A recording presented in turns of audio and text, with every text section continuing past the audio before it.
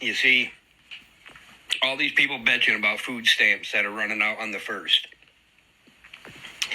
I don't really give a fuck. I care for the elderly, and I care about the people who actually need the food stamps and the welfare assistance. Those are the only ones taxpayers should be forced to help. We should not be forced to pay for thousands of dollars in food stamps for people who are able to work and are just too fucking fat and lazy to get up every day and go to work. Okay, that's enough of that. Hi, Brian. When you started the Purple Revolution kind of content, I was interested in connecting with you because I think it's really important for those of us who have deconstructed from conservative religious groups and conservative political groups, especially people who are white, to stand in the gap and help facilitate other people who are leaving those high control groups. And I understand that that is a long process. I understand that people don't become woke suddenly. And I understand that you have been attacked heavily on the internet for not having perfect politics immediately and for saying a lot of things that people find to be threatening to their health and their safety and their way of life. Marginalized groups that are being targeted by this regime were rightly concerned about a number of the things that you said. I want you to understand that this video is not a call out. I still think it's the responsibility of people who look like me to be willing to engage with people who say things like the things that you're saying now. I don't hate you, Brian. I am not here to vilify you. I am here to correct a tremendous amount of misinformation in your video. Okay, I'm sorry, I had to go drive my kid across town, so let me pick up where I left off here.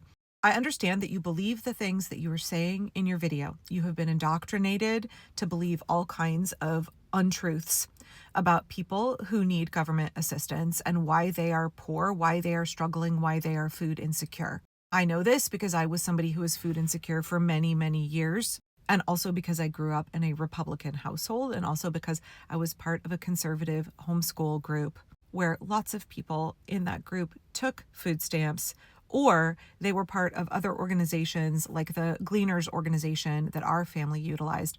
Loads of families in my social circle utilized food pantries, food banks on the regular, but still talked like you did.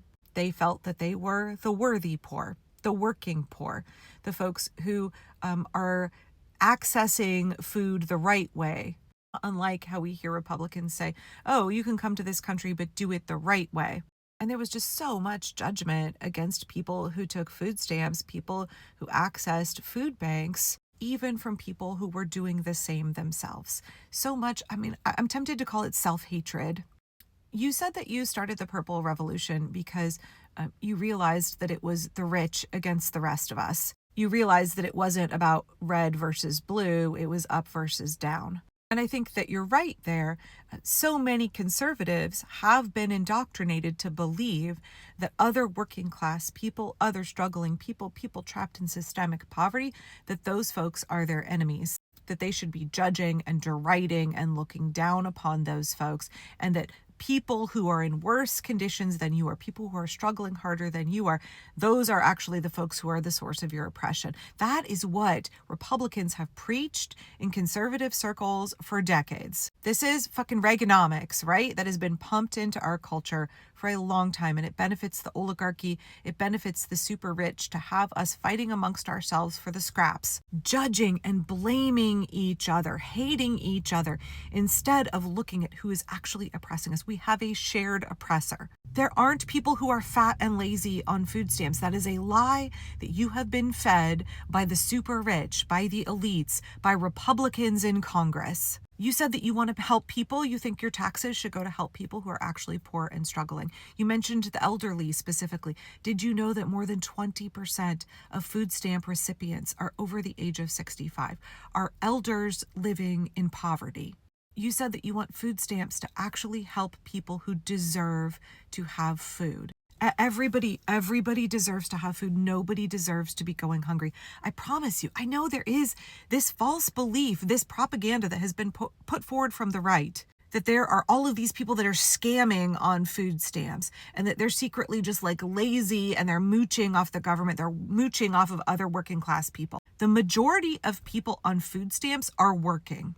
Brian, The folks who take food stamps who aren't working are the elderly who are obviously retired, and honestly, a lot of them are still working. Those are your Walmart greeters who Walmart has built into their business model, paying their workers so much less than a living wage. It is Walmart that is getting the benefit of SNAP and Medicaid.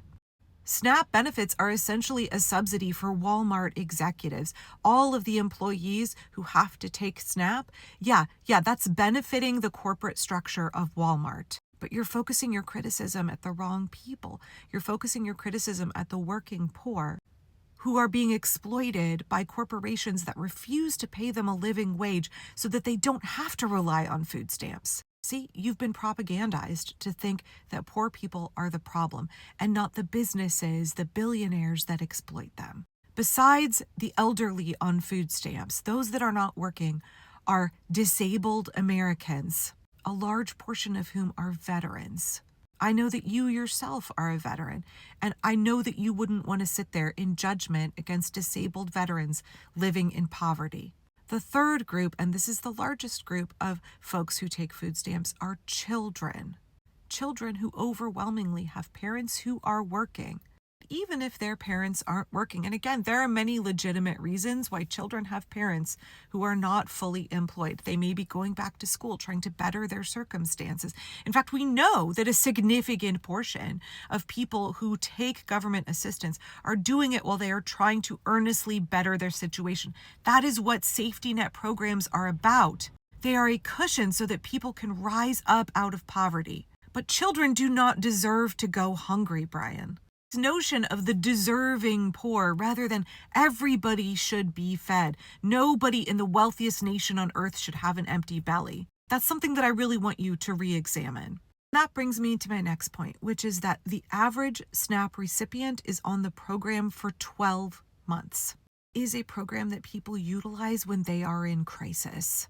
Unlike all of the corporate welfare that we have in this country, where we give massive tax breaks that go on for decades to corporations, where billionaires are able to not pay their fair share of taxes, that is a form of welfare that is extended to corporations and the super rich. But you're not making videos shaming them. You're not making videos calling them out. You are making videos complaining about people who are unable to feed themselves because of systemic oppression in this country.